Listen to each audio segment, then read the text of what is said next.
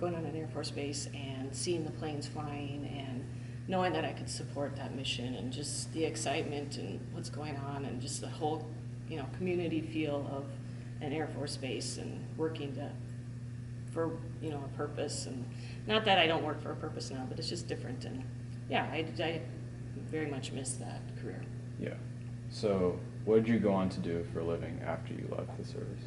So I stayed home, like I said, as a mom for about 10 years. And then during that time, I worked part-time as a civil engineer for a small firm in Savage, Minnesota. So my husband and I would kind of trade off, where he'd come home and I'd go work later in the day and go do that. So I got to do that for probably about 5 or 6 years. And then the housing market crash, the recession in 2007, 8, 9, that period, I think, somewhere in there. My company things weren't working. It was just, they're mostly residential projects they were working on. So at that point, I decided I wanted to find a new career. And my youngest son, we had 3 kids. We have 3 kids. My youngest was getting close to kindergarten, so I knew I wanted to figure out something because I didn't want to just stay home when they were at school, because I wanted to use my education, my background experience, all that stuff. And so I went back to school and got my teaching license. I did it through Portfolio. So I got my license through Portfolio through the state of Minnesota, which means that I didn't have to take all the content classes. I already had my Bachelor's of Science in Civil Engineering, so I had that content piece. I just needed the education classes. So I took the education classes. It took about 1.5 years and got my teaching license. So I'm licensed 512 math.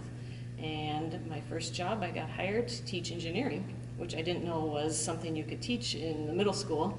It was completely new to me. I didn't realize I had engineering classes when I went to high school or middle school. They didn't have engineering classes. So I got hired at Valley View Middle School in Edina and worked and taught engineering, and then transferred over to the high school a few years later, and now I teach engineering and computer science at the high school. So nowadays, is there anything that still ties you back to service-related activities or any kind of veterans organization that you're a part of? Yeah, for sure.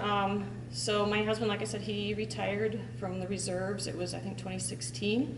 So up until that point, we were still very connected to the Air Force, to the reserves. And then we have, since the Air Force Academy, like I said, it's small class sizes, small groups. We've met classmates in the Twin Cities. We have some good friends that he's a 1999 grad from the Academy. I'm a 1994 grad. And his wife was active duty Army and Air Force psychologist, so they are both military. We have friends that are 95, he's a 95 grad, so we kind of just hang out with them, do things with them. And then my husband is a liaison officer for the Air Force Academy. That's what his reserve job was. So yeah. He helps students that are going through the process of applying to the Academy and helps with the paperwork, because it can be a challenging process to complete all the paperwork, and guide them and mentor them. And so we're tied in with activities with that as well. We're also tied in with, I'm part of the Association of Graduates for the Air Force Academy, and connected with them. So there's activities that we can participate in. We were just at a promotion ceremony for a friend that just pinned on Colonel. So that was fun and exciting. So yeah, we stay pretty connected. We like to go to air shows. We're kind of nerdy at home. We talk about airplanes all the time. It's just kind of all part of our life. And then I think the biggest thing is my oldest son just graduated from Purdue University. He was there with an Air Force ROTC scholarship. He was commissioned so when he graduated, he was also commissioned at that same point into the Space Force. And so he's going to be doing acquisitions, which was what my husband's job was in the Air Force. But he's in the Space Force, which is pretty cool, our newest branch, so that's exciting. And he is going to be doing acquisitions as a second lieutenant out at LA Air Force Base, which is now a Space Force base. So, and we just found out today that he's headed out there sooner than we thought, so he's leaving pretty soon.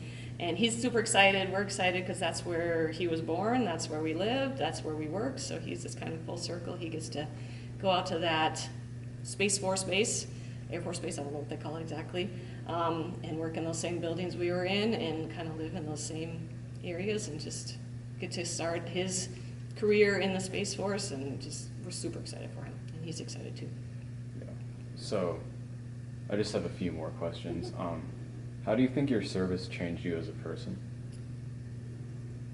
I typically get to present at the Veterans Day ceremonies or programs that we have at the high school and the middle school, probably once every 3 or 4 years. And the last time I presented, I did a speech on doing something that's bigger than yourself.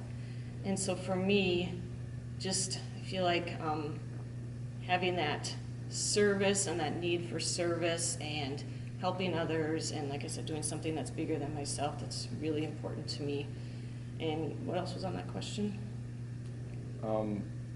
Not much, just did it change your, Yes. how you like saw the world, or Yeah, you I saw think that, yourself? that answered it. I also feel like, and I think I said this already too, like I said, I can handle a lot. Yeah, sometimes I get a little overwhelmed and stressed, but like, I have a lot of grit, and so I can dig in and do stuff, and I think it's because of what I experienced in the Air Force, and that the Air Force Academy just made me go, I can do this, and it just, time management skills, you learn quickly how to manage your time at school, and so I'm pretty good at time management skills, and just work ethic, and getting things done, and just supporting a mission, and being part of a team. Yeah. And this is like kind of a lofty question, but do you think the public perception of veterans is accurate?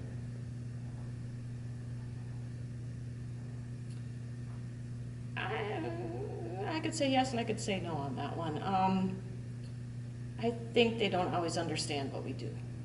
And so like my military experience was a very positive experience, Mm-hmm. and I don't know if they understand what my experience was, or what Air Force, what we do in the Air Force, compared to what the Army does or the Navy. And so I think there's just mixed perceptions and a mixed understanding of the military. And so I could, like I said, I could go either way on that one. But for me, I just feel like they just don't always understood it until if you say I'm a civil engineer, they get that, or they kind of know what that is, so that helps them. But just, I think it's always like some confusion on what it exactly is or what you exactly do. They probably think, Army soldier, because you see that in movies, or Navy SEAL or something like that, but there's that day-to-day side of like an Air Force officer, Air Force enlisted. It's a desk job. I did something that was very transferable between civilian world and military world. So for me, it was a civil engineering job. It was seamless. Nothing different for me. Yeah. So, is there anything else you'd like to talk about or make known in this interview? I don't think so. I think that was All right. good. I appreciate the opportunity to be Yeah. able to talk. This was good. Right, yeah, that's all I have then. Yeah, Okay. thank you for coming. Thank Yeah. you. So, Okay. yeah, we're good.